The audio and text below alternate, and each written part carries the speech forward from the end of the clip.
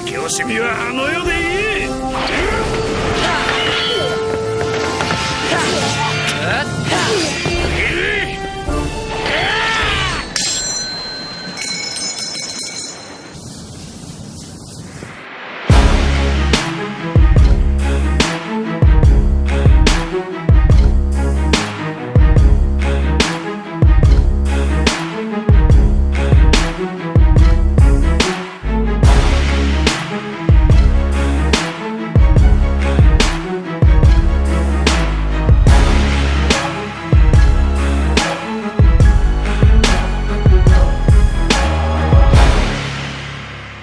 Remember to click like, subscribe, the bell notification, and whatever else YouTube has you clicking on to support us.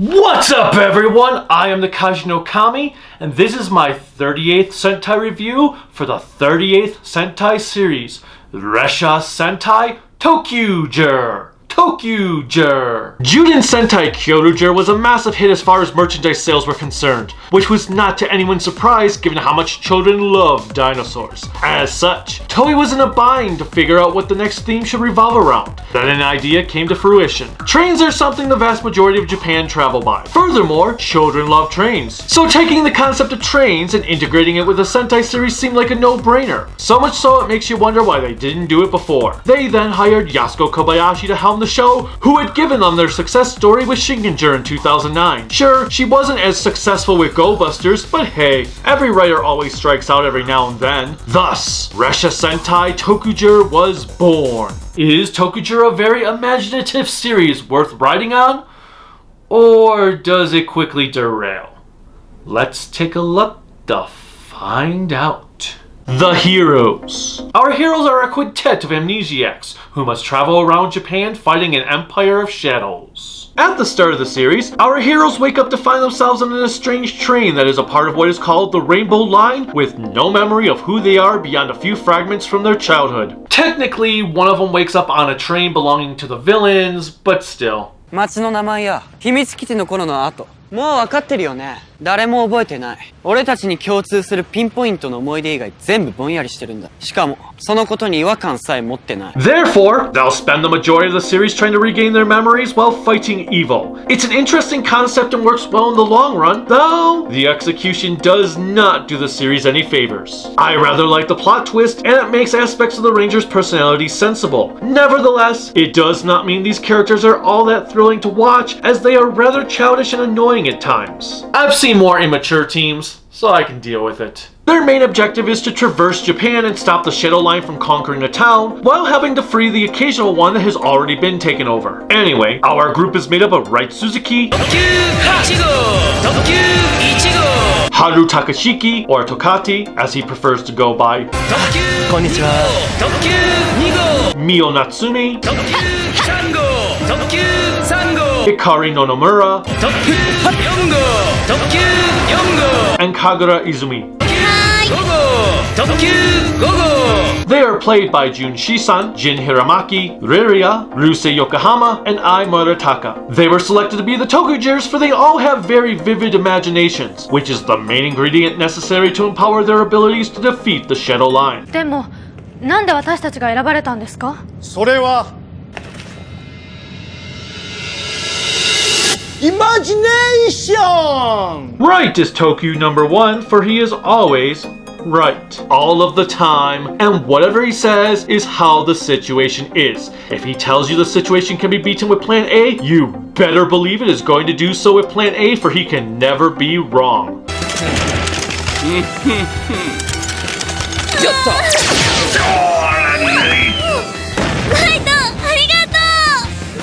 Right can also be a very mean-spirited individual if you piss him off, as was the case when there was a monster who was devouring everyone's food, forcing them to starve.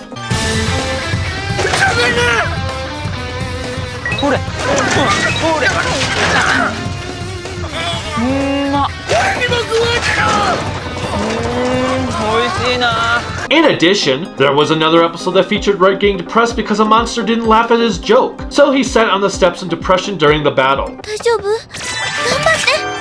こいつ使ってくれ。A grunt who felt the same as he did sits next to him, in which Wright belligerently attacks him for no reason whatsoever.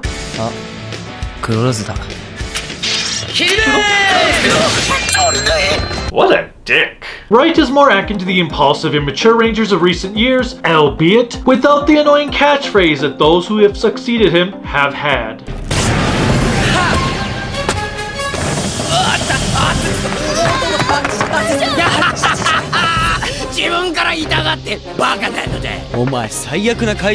There was an enjoyable moment when they were all trying to figure out who was the leader, and Wright just starts assigning leadership roles to each member. が影のリーダーで僕がサポートリーダーでしょ。ミオがつぶやきリーダー。待って。カグラはなりきりリーダー。で俺は伝統リーダーかな。Wright gets a lackluster upgrade in the form of train armor that he can share among his cohorts.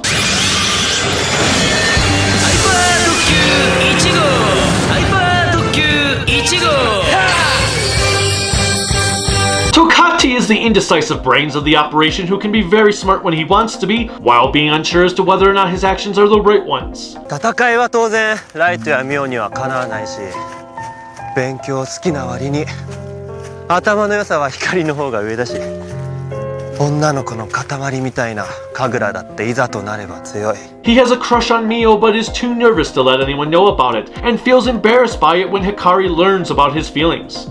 ありがとう。ミオってなんていうか本当にその優しくて。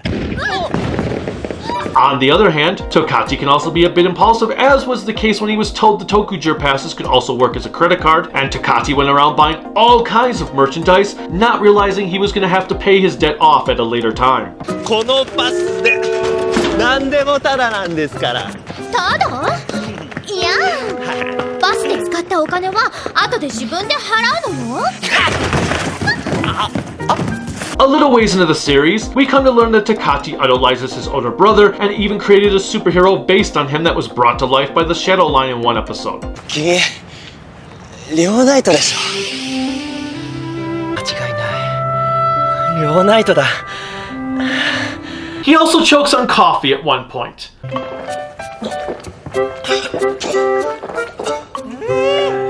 うまい。なんか疲れたな。I do not blame him for that. I would be doing the same thing. Following Toqgers is Mio, who is inspired to always give a situation her all thanks to her dad being a cop. She's quite easygoing, nevertheless, she will do her best against any villain, as seen in one instant when the villains had brought her childhood imaginary friend to life.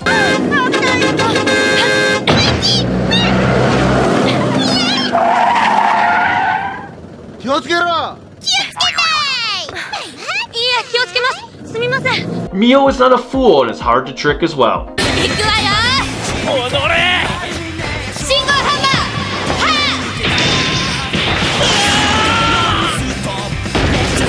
Hikari is the cool-headed badass of the group who tends to assess a situation before diving into it. He often plays with a kendama when he needs to sort his feelings and come up with a stratagem. Hikari is easily my favorite of the initial 5, for he rarely ever got on my nerves and had some of the most outstanding moments from the series, such as the time he dressed up as Sherlock Holmes to play detective. けん玉片手にあっちへフラフラこっちへフラフラ人呼んでけん玉探偵光。 I think it also helps that he too seems to be a picky eater. めくらないの。野菜入ってないから。オムレツに入れたよね。それぐらい食べなさいよ。光って野菜嫌いなのにヨゴってグリーンだよね。 Finally, we have Kagura, who has a very wild imagination, especially when it comes to battle. She will often be surrounded by enemies, having to hype herself up in order to defeat them. 私は強い。私は強い。私は強い。 Kagura can also get a little too into character after watching a movie, as if she were nothing more than a mere child.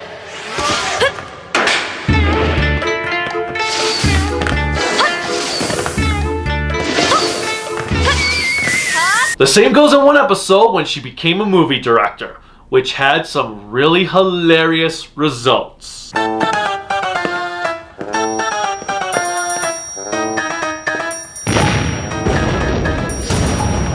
I think this moment here was my favorite. 田倉さん。神楽じゃなくてたんたくでしょ。ああ、そうでした、そうでした。では、監督。Although, this one was pretty funny too. まるちゃん、まるちゃん。細かいことは言わない。映画で一番大切なのは何でしょう。エモーション。You know what? The entire sequence of her being a director was just exceptional. 状況が飲み込めないのだが。君こそスターだ。The interesting aspect about the ToQGers is their ability to swap colors. They can trade off their train devices to change lines, as it were, which changes their color around.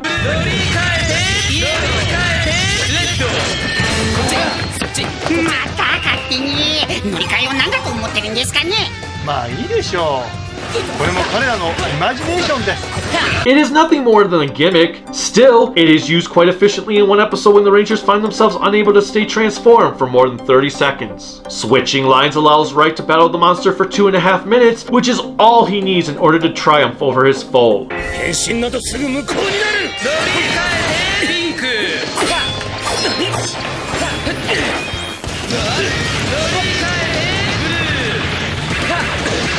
The ToQGers also trade out their weapons when it comes to color swapping, which also had a solid moment when Hikari and Kagura utilized this notion to their advantage. 片方は攻撃、片方は防御。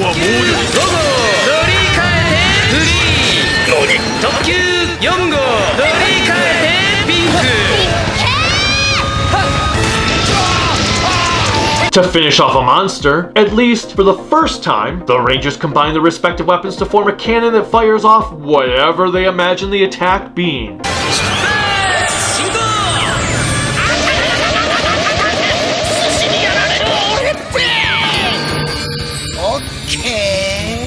It's a nice callback to Gold Ranger, even though it can leave the viewer pondering what the hell kind of attack they just witnessed was.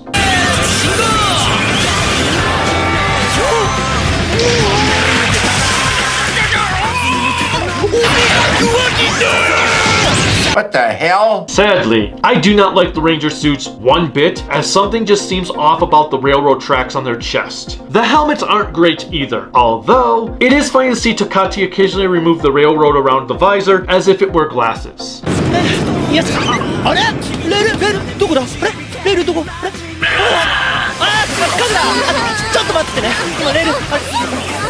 Assisting the ToQGers is the conductor of the train they ride on, his sentient puppet Ticket, and a robot girl named Wagon. Tsutomu Sekine portrays the conductor, who was featured in an episode of Gold Ranger way back when he was very young. 富山超えましたよ、光くん。はい。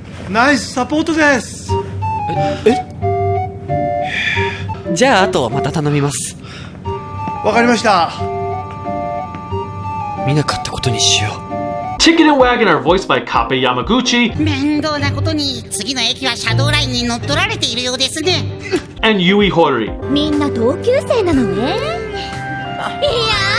ー、全然見えない。若い。老けてる。 Anime fans should recognize both of these names, for Yamaguchi has voiced Inuyasha, Usopp, L, and Ranma, while Hori is Toru Honda and Carla in Fairy Tail. The conductor and Ticket don't do very much in the way of action, however, I did enjoy a few moments from them, such as the time they try to change into the 6th Ranger before finding a suitable candidate. 激しく眩しい。特急6号、特急6号。十勝社長助けに行きますよ。 And when the conductor was acting like Hikari's boss during the time he pretended to be a detective. それじゃあ行ってきます。頼んだぞ、けん玉。はい、ボス。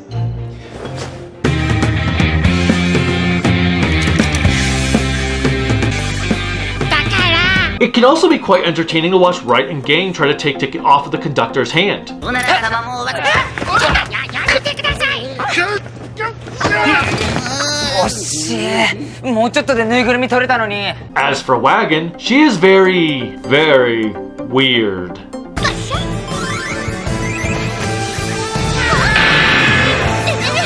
Was she just trying to take a picture of her butt? She is the one who provides the Rangers with food while they stay on the train, and she loves horror movies. みんなどんな映画が好き？激しくホラーな感じのカップルが嫌な感じで最初の犠牲者お約束 We also do get to meet the man in charge of the Rainbow Line, who looks like something out of Silent Hill. 今日来てもらった理由はそれではない。実は頭ずれてますよ。何のことだ？ Dude, that's creepy. Lastly, we have the monster formerly known as Zaram, Akira Nijino, who is the most awesome character in the entire show. This dude rocks. Shin Nagahama provides a wonderful performance regardless of the situation. His introduction is hilariously badass. ねえ、あの人の周りだけ雨降ってない？本当だなんでだろう His nihilism is astounding. 俺の死に場所はまさにここだ。死に場所って何それ？嘘。 He loves cats. つまり子猫にくすぐられて笑ってたのか。それだけじゃないみたいよ。腹ついてないか？ジョーカー He can be an idiot. 俺の死に場。いた。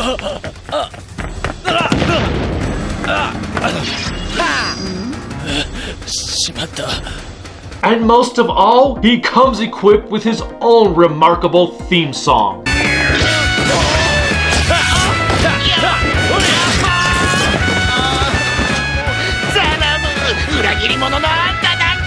Akira was originally a general for the Shadow Line, only to have turned good the moment he saw a rainbow for the first time, as its beauty enamored him. From then on, he turned to the Rainbow Line and became an inspector who goes around making sure the railroads are up to safety standards. Another thing I love about Akira is he will constantly throw his weapon to the side as he fights, only to realize later in battle he needs it. 武器使ってください。あった。 There is no shortage of fun when Akira is on screen, as he is what the show severely needed. His departure from the Shadow Line also gives him a nice subplot with one of the villains over the course of the series. ザラム、なぜお前はシャドウラインを捨てた？お前に語る必要はない。社交辞令は無用か。 There is one last thing I do want to mention about the Rangers, however, it requires some major plot spoilers. As such, if you don't want to know about it, now's the time to jump to the villains section. Earlier I mentioned the Rangers acted very childish and immature and said there was a reason for that. Well, it is because the Rangers are actually children. The whole reason they cannot remember who they are beyond childhood is because they have not experienced adulthood. It's an interesting dynamic not done before, and while it makes sense from a narrative standpoint, it doesn't do the show any favors since you don't learn about this revelation until episode 30. As such, this makes the Rangers seem like they are just an immature lot because it's a children's show, not because it's actually a part of the story. While it does make sense, you clearly don't know that this is the case until you get to that point, which can turn off many viewers early on if they do not care for the cast one bit. I know I had issues with this the first time the show aired, as I couldn't stand the Ranger cast at all and called it quits after episode 5. Knowing that they are kids this time around made them a bit more bearable. Nevertheless, it's a paradoxical case to determine if the concept worked or not, since you kinda need to know the whole ordeal before you're willing to accept the Rangers' personalities, yet, in doing so, you do spoil an important plot twist. Therefore, I am unsure as to what the proper procedure would be for tackling this revelation. The villains. The Shadow Line generals are all named after a word that translates into black, which is a pretty interesting concept. We've got General Schwartz. May the Schwartz be with you. Baron Nero, Madame Noir, and Marchioness Mork. They are all an interesting lot who have no problem betraying one another if it is to their own benefit. One of the best things about them, besides their wicked designs, notably Madame Noir, who may be the coolest looking Sentai villain of the last decade, is that they all come off as credible threats who truly could take out our heroes if the situation allowed for it. They are definitely the highlight of the show for me, particularly because they all have a diverse set of personalities. On the downside, they aren't anywhere near the most fleshed out villains the franchise has ever had, which is a real shame, for they could have come out as one of Sentai's finest groups otherwise. Still, for what the modern era shows have given us, I'll take them.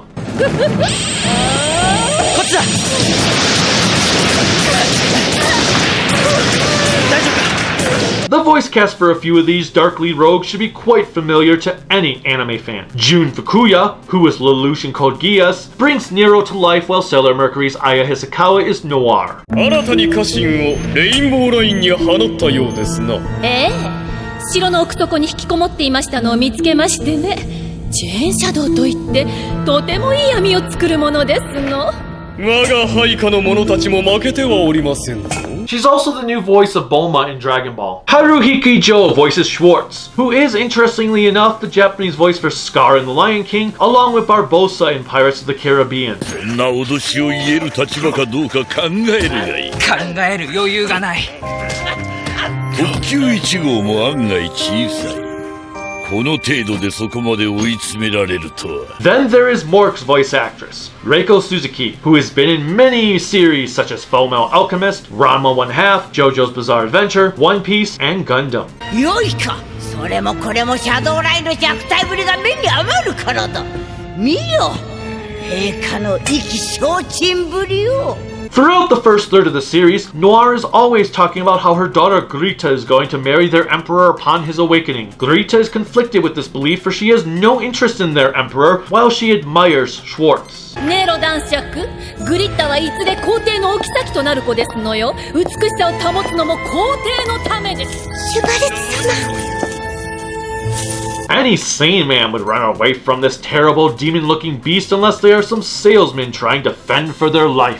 During the show, she does befriend Mio, who becomes an advocate for her being the person she wants to be rather than what her mother demands. On top of Grita, Noriko Hidaka has voiced a plethora of anime characters in her career, such as Kikyo in Inuyasha, Nier in Death Note, Sojiro in Rurouni Kenshin, Balmir in One Piece, along with being the voice of the Dominator in Psycho Pass. あなたのお役に立ちたい。こんな私では頼りないでしょうか。 The Emperor is a being named Zed. 俺はシャドウライン闇の皇帝 Z だ。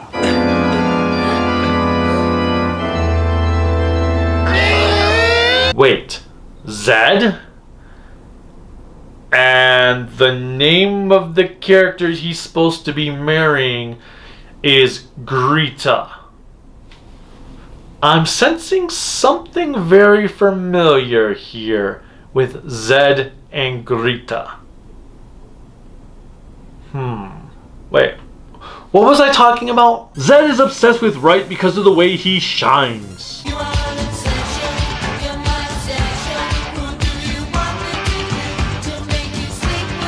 I need an adult. I am an adult. Not only was it refreshing to have the leader of the villains be played by an actual actor again, who sadly retired from acting saying he wasn't good enough to be an actor, but he was also a leader that would constantly go out and fight battles himself. ちょっと出てくるからな。陛下、お忘れですか。いくら輝きをお好みだろうと、陛下のお体は光を拒絶すること。うるせえ。 There is a downside to this aspect, as that it does make one question his competency level as being the main boss, thanks to a consistent losing streak. Regardless, I personally think it makes him a far more interesting character compared to the likes of Genis and Gengetsu, as he is willing to get his own hands dirty without a moment's hesitation. 将軍、てめえの目だがな。さっきちょっとだけ光ったぜ。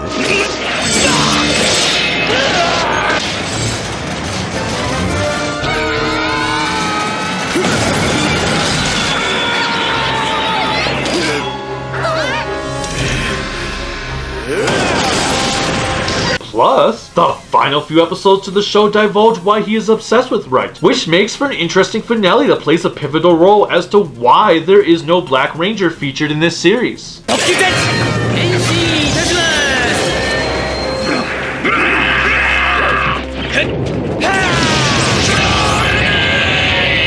Once you go black, you never come back.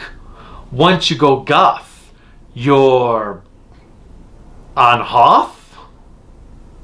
I suck at this. Let's just move on. The grunts, called crows, have some of my favorite designs in the entire franchise thanks to their pseudo trench coats and fedoras.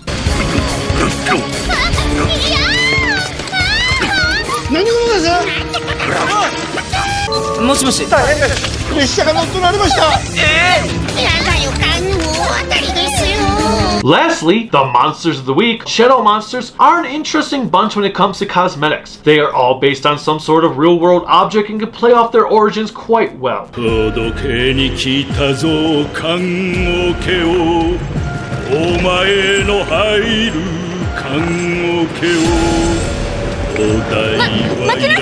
The best example comes in the form of monsters based on a table and chairs.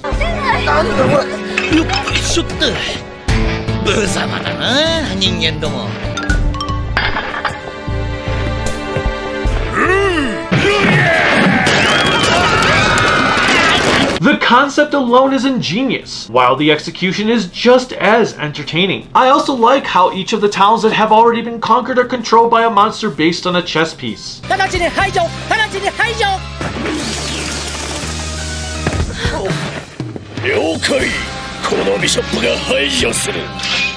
Alternatively, we do get monsters like Jack in the Box Shadow, who is just blah.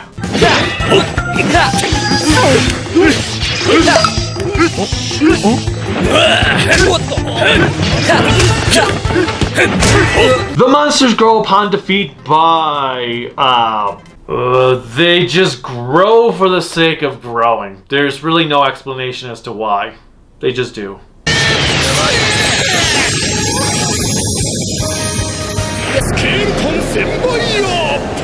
The Mecha. Most of the mechs in ToQGer are on the wrong side of the tracks. They're not good. As you can pretty much guess, they are all trains that combine into robots. I do like the initial base form, ToQo.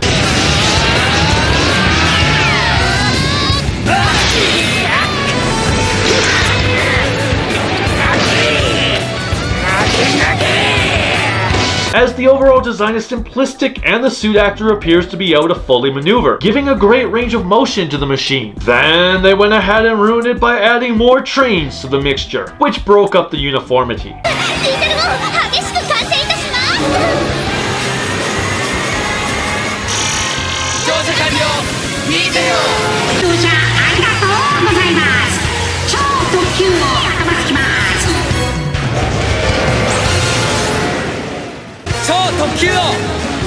One notable aspect I did enjoy was how the conductor actually yells at the Rangers, for the auxiliary trains were never meant to combine together the way they do, which is causing stress among the machines.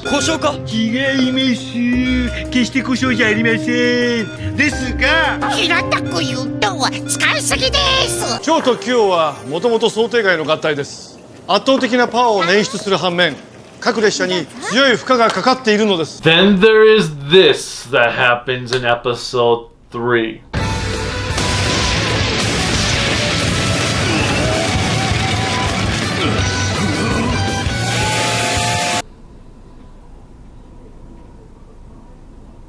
Akira has some sort of construction train that has its own robot mode on top of being able to combine with the others.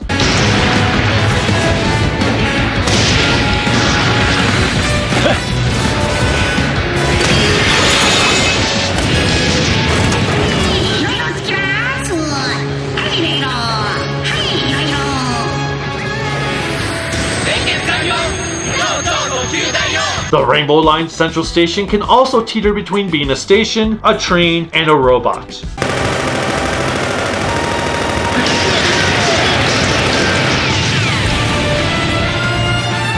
All of the trains the ToQGers control can attach to the Emperor to form the lackluster brick known as Tokyu Rainbow.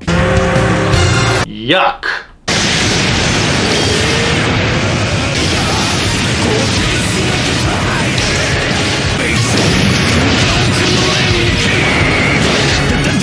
Lastly, the Shadow Line also has their own army of trains that transform into giant robots, allowing there to always be a mech battle whether a monster manages to grow or not. Yay!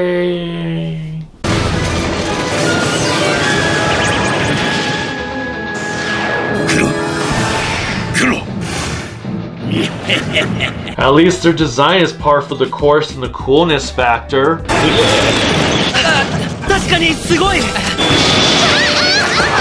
All we had to do was follow the damn train. The effects and music.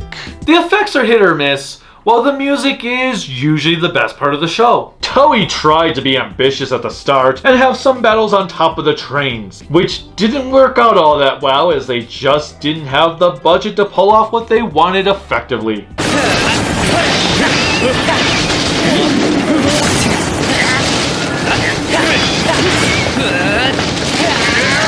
It makes the battle look too cartoony, pulling you out of the intensity of it, which is a real shame. The rest of the effects work is on par with what they are doing at the time, while the camera work had an occasional great moment.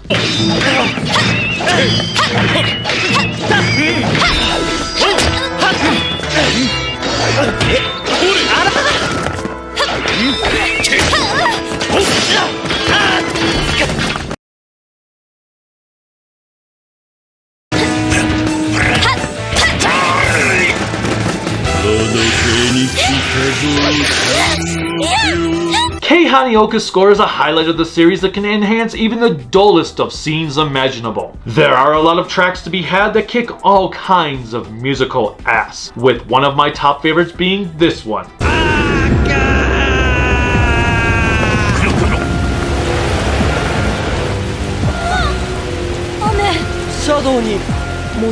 Love how darkly it sounds, and these are good too.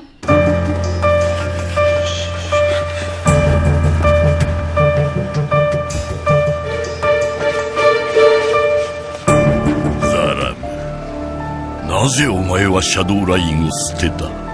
お前に語る必要はない。社交辞令は The opening theme from Daiki Issei is a pretty good opening overall as it gets you pumped up for the show, even if the show itself fails to deliver half of the time.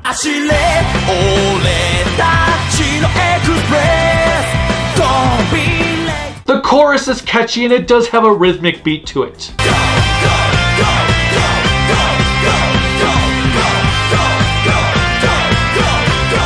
There is no closing theme. Okay, actually, technically, there was, but only in the television broadcasted version of ToQGer, not on the video release that I watched these episodes from. I'm not sure why this is exactly. I guess it has something to do with the trains featured at the end of the episode being copyrighted or something, which makes no sense to me at all. Why would they be able to show them on TV, but not on the video? And why not just have a standard ending for the video in the first place?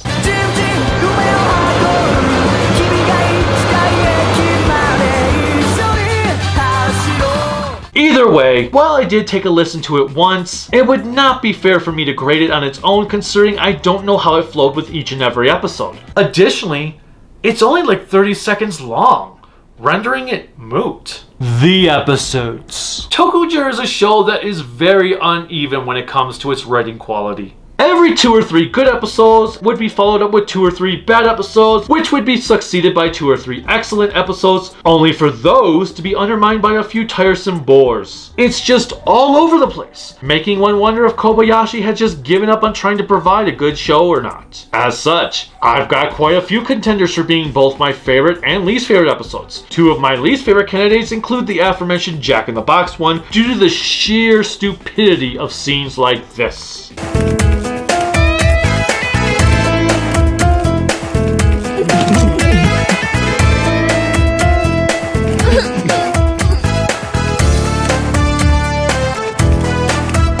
The other featured Akira taking the other rangers to a bathhouse, where he told our male cast that they just need to let everything hang out in the open while taking a bath.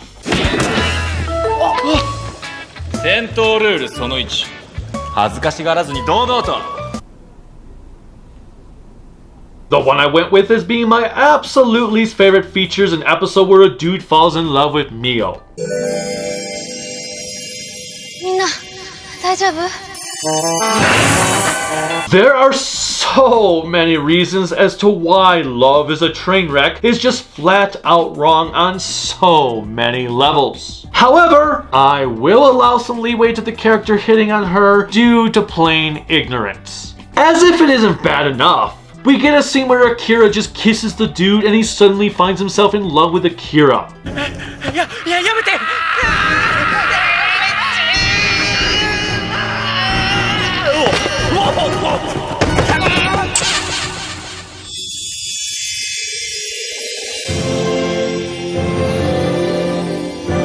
There's just no end to the stupidity this one entails. So I will move on to my favorite, which again was a tad hard to pick. I originally intended to choose the episode revolving around Detective Kendama for how much fun I had with it. There was also the one that introduced Zed that was pretty damn badass, and I was almost tempted to pick the wedding episode had it not been for a moment that Nero summed up quite accurately.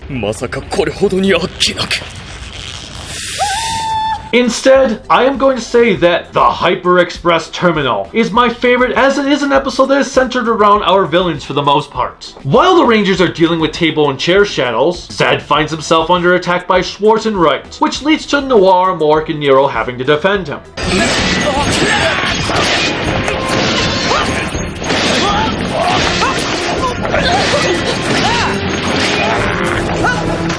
It features some pretty vivacious fight choreography between our lead scoundrels, along with some of the fantastic music I mentioned. Right.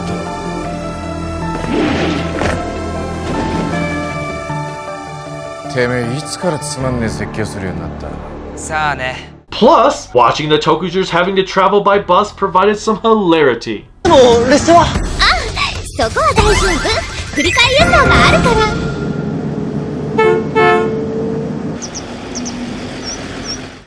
The movies and special. The movies and special are something. Kind of a train wreck. Kicking this section off is the first Super Sentai Kamen Rider crossover special with Gaim. It's a bit weird, and yet works to some extent. I did like the opening bit where the ToQGers arrive in Zawami City, and some confusion occurred when they and Gaim transformed next to each other.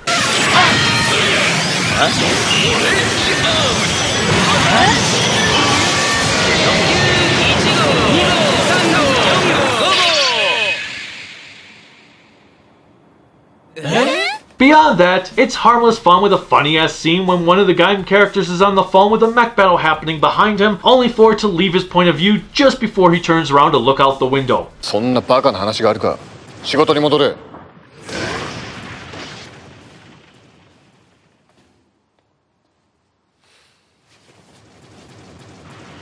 みんな疲れているのか。 For unknown reasons, Narutaki from Decade appears to spout utter nonsense, which seems to be par for the course for this character who has never had any purpose in this entire franchise. また世界がつながってしまった。誰？私はナルタキ。これを使いなさい。レインボーパス？どうして？チケット君によろしく。 Lastly, Ichigo, Nigo, and V3 also make their presence known in a fight that just comes out of nowhere and has no climax whatsoever. 俺たちは昭和ライダー。昭和？仮面ライダー。1号、2号。3号じゃないんだ。15は俺たちに任せろ。 The summer theatrical film revolves around a general who has been hunting the Galaxy line for a long-ass time. Wait, a Galaxy train? Is this the Galaxy Express 39? Nope. It's a train with an animal motif that travels across space for one reason or another. Moving forward, the train ends up crashing onto the Earth. There is some sort of new mech with the Galaxy line.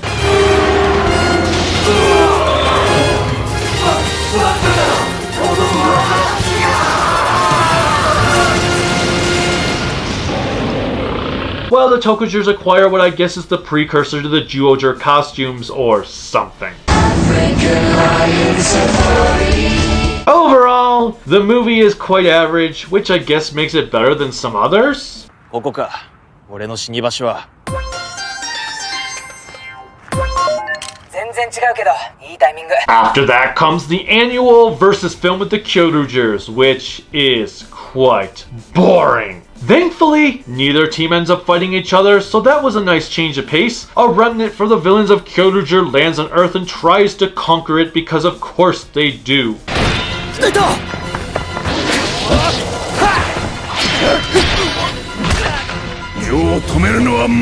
The monster of the movie turns Kyoru Goat into a baby, leaving Akira to take care of him while the Rangers are turned into kids.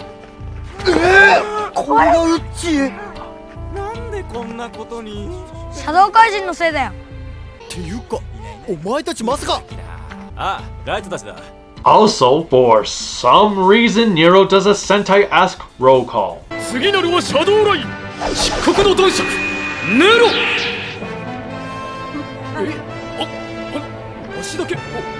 Oh no. Now, I did like the scene where the tokuaannetwork got caught in the tokuaannetwork roll call explosion.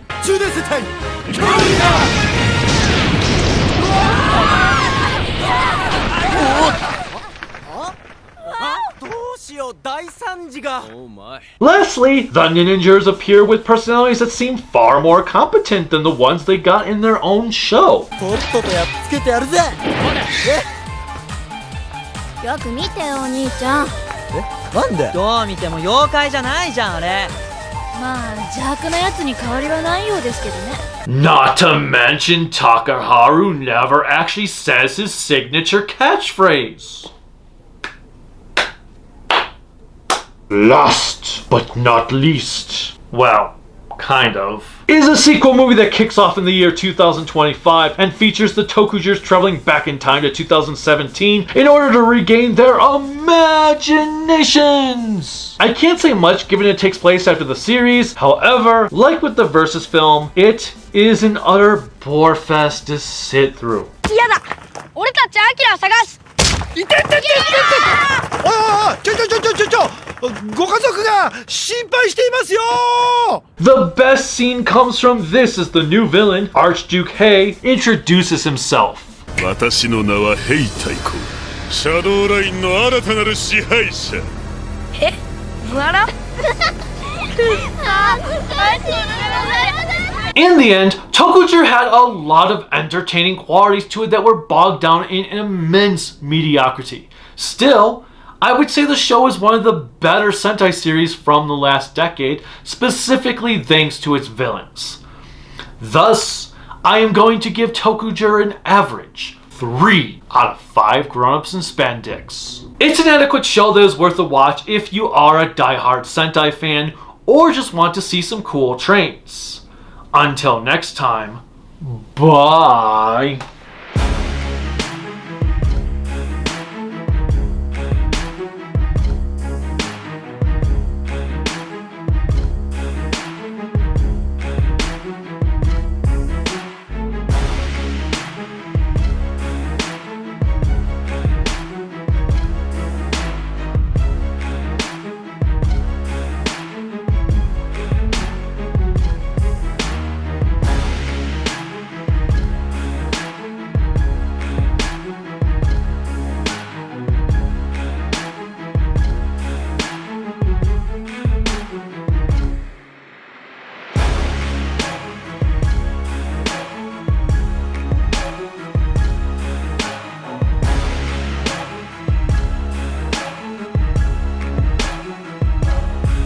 With a little luck, we'll be on time. 'Cause that's the way things happen on the Polar Express.